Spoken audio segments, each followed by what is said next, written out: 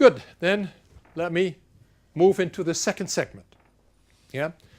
Again, the first couple of segments are all about education, in particular about learning, teaching, and also the institutional setting within which learning and teaching take place. And then later on, we'll turn to the topics of narrative and qualitative inquiry. So here are the next couple of segments. Yeah. And we are today in segment 2, learning and teaching in the 21st century. So here are 3 of my idols, 3 people I build on. And the first one is Sir Ken Robinson. The second one is Keith Sawyer. And then the third one is Nancy Budwig. I know you may have heard of Sir Ken Robinson. So let's start with him. He is what I would call a TEDster. Have you seen him before, anyone? He gives fantastic TED Talks. He is good. He is funny. He can talk without looking at any script. He knows how to time himself. If we have the time at the end, I will show you a piece of TED Talk that he gave. Okay, Sir Ken Robinson is a critic of the current school system, in particular of the school system that leads up to higher education, to university or college. And his work his ideas are best to watch. He also writes very entertaining, but when he speaks, his audience, they just love him. It's just unbelievable. So he argues that the models that we are working with, the old models of schooling, of sending children to school, getting them through classes, and then turning them out at the end with a degree, has failed. This model is not working anymore.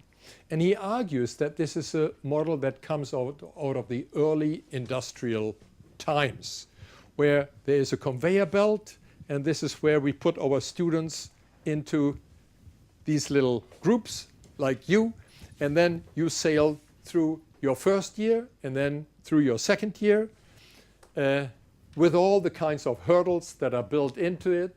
And then at the end, you move into the real world with the knowledge that you have acquired, supposedly, in order to fulfill your function as a professional.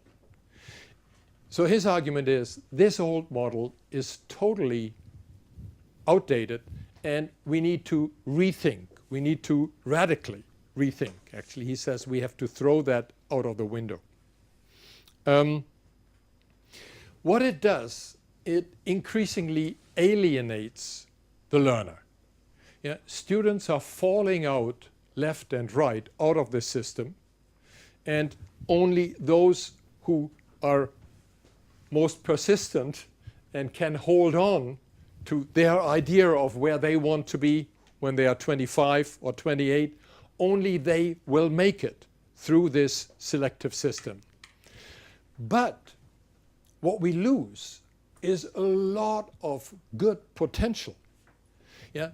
Because not everybody is good, let's say, with languages, yeah? Or with psychology, or with linguistics within languages.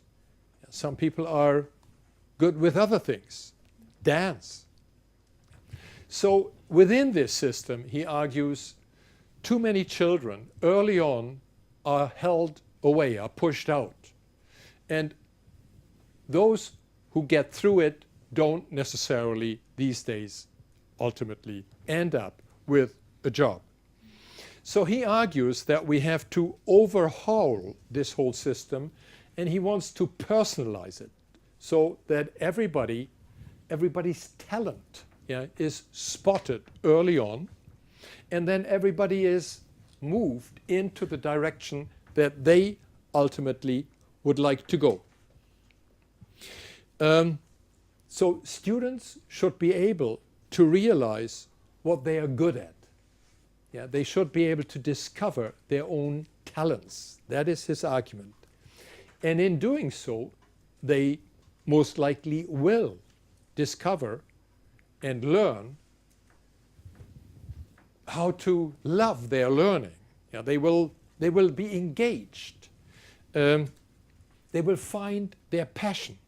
Yeah, what I tried to answer earlier on, finding my own passion, yeah, was when there was an intensive work that I also liked doing, that I wanted to do, that I wanted to accomplish, where I thought I can contribute for the betterment of others. So that in finding their passion, and you may realize that all of a sudden there's an educator here who is concerned about the emotional well-being of students. Typically, that's not what we are doing. You know, we are interested in your minds, in your heads, of what you're thinking, because that's where the traditional old model, that's where we put things in, and then later, when the exams day come, you can spit it back. Yeah. This model, again, he argues, is absolutely gone. We don't need it anymore. But what we need is people, students, who are emotionally feeling that this is what they want to do. They are passionate about it, they are engaged, and they also have a love for learning. So this is something that I would like to return to. But within this, yeah, that's where there's space for what Ken Robinson calls creativity, for novel thinking, for new ways of innovative frame breaking, things that we haven't thought before. So these are two of his books. One is, the earlier one is Finding Your Element. And that was more appealing to students and educators, you know, that we have to become involved, engaged, passionate about what we are doing. And in the new book that just came out a couple of days ago, called Creative Schools, this is where he addresses what and how schools have to be changed. So leaving Sir Ken Robinson behind and turning to Keith Sawyer. Now, Keith Sawyer, it's kind of a funny story because he applied for a job at Clark University, at my home institution in Massachusetts, in the education department, and we didn't pick him. And now we are kicking ourselves because now he is quite famous. His first, or this wasn't his first book, but the book that had quite a bit of impact, called Group Genius. I will briefly talk about that. And his more recent book is called Zigzag. Zigzag is like a lightning, like going from one place to the next, but not going in a straight line. Yeah, not moving with a particular goal, but moving zigzag, moving through different ups and downs. So what Keith Sawyer is arguing and putting forth is that when people get together, they create new ideas. New ideas typically don't come out of somebody sitting in his room or her room and thinking. Now I was still brought up with that model. This is the old German tradition, yeah, that you need to get out and sit by yourself and breed ideas. And then, if you breed long enough, hopefully one day something good will come out of this. So this is the notion of this genius, this professor with wild hair, wilder than mine. That he or she, that used to be he, is thinking hard. Now, that idea also is totally outdated. Now we need small groups of people getting together. And Keith Sawyer, he studied jazz groups or theater groups and worked with them in order to capture aspects of the creative process. Yeah, what makes these, I mean, as a jazz musician, you have to be creative continuously. It's built into the definition of what jazz is. In theater, to a degree as well, you're not acting out scripts. But he also, and this is what I found most exciting reading his work, he looked at conversation analysts and their work of how they analyze conversation between people. I don't know whether you already had courses in discourse analysis or conversation analysis, but when people are getting together in their turn-taking, I don't think it is just a machinery that is rotating, but that they are processes within which newness comes and emerges. And there are new ideas. There is something new that comes out of interaction. So that is what Keith Sawyer particularly was and is concerned with. And in addition, he coined this term deep learning. Now, deep learning as a process within which we move, within which we just don't rehearse information, but rather reflect on our learning in ways that we haven't done before.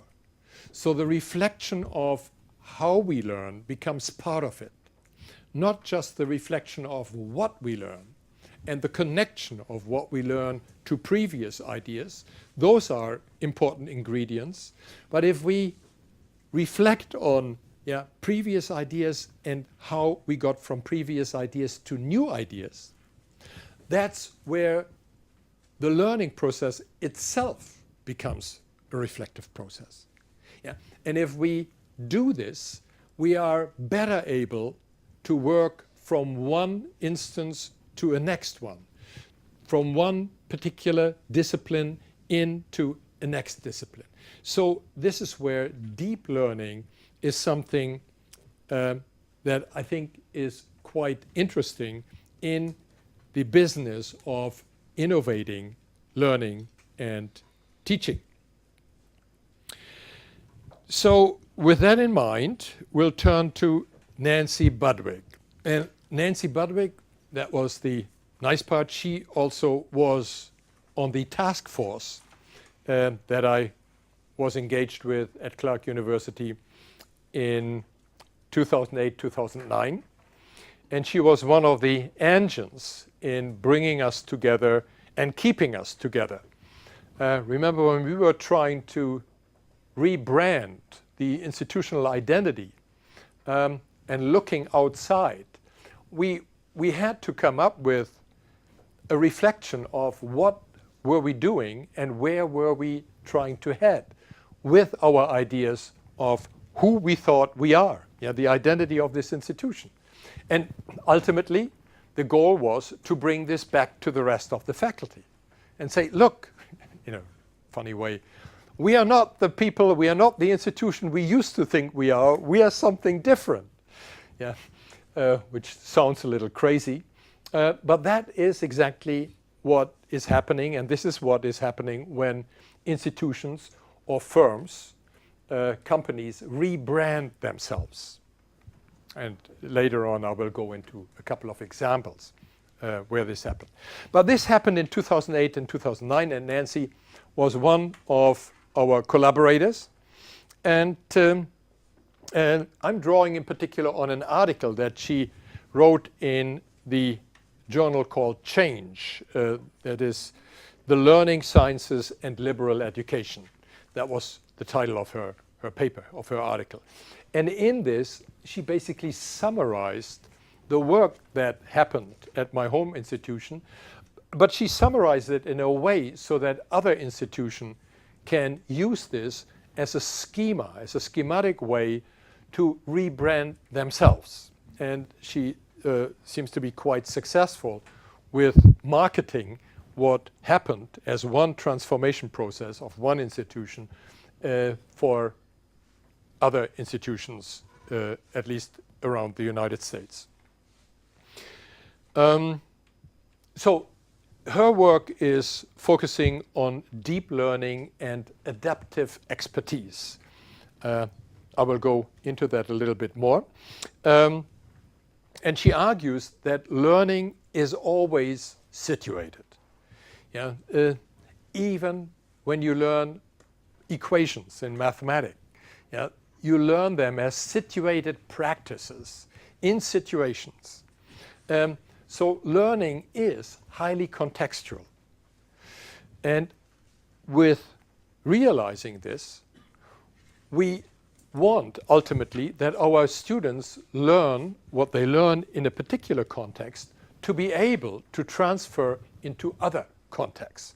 Now that is called what is learned in one domain, what is learned domain specific, should be sooner or later become domain general.